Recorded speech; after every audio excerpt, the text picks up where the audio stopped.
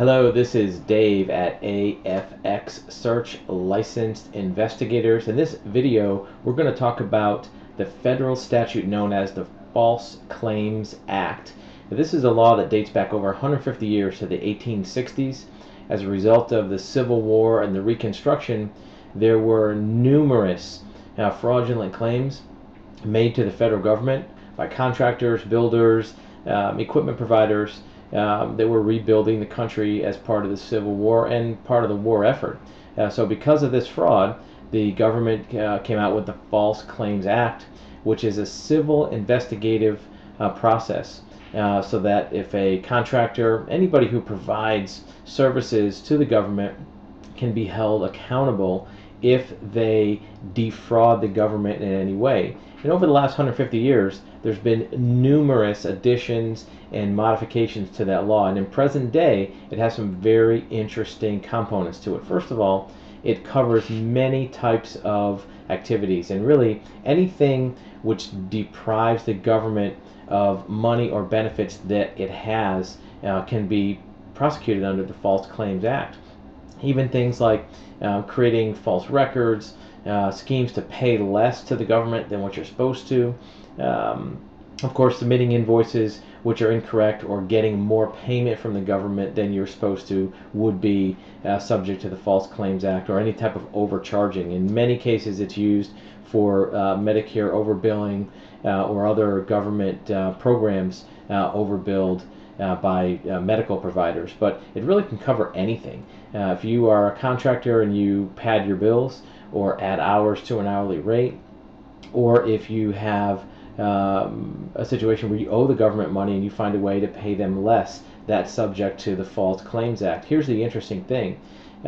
Claims for this act can be discovered by third-party private entities or investigators. So if you are aware of some false claim against the government and you make the government aware of that, as a whistleblower or as a private party, you may be entitled to a percentage of the recovery that the government gets by discovering this fraud. So for a private investigator, if you're working with a client and part of that investigation discovers claim against the government, an underpayment to the government, an overpayment by the government, or any other type of benefit deprived of the government, there may be entitlement to compensation under the False Claims Act. Recently, the law has been expanded even to include third-party enablers. So if there's some, let's say, software company who has created software which enables fraudsters to easily steal money from the government, that third party may be liable as a conspirator. Conspiring to assist in a false claim is now part of the act. So as an investigator or even a private citizen, taking a look at that False Claims Act, what goes underneath it.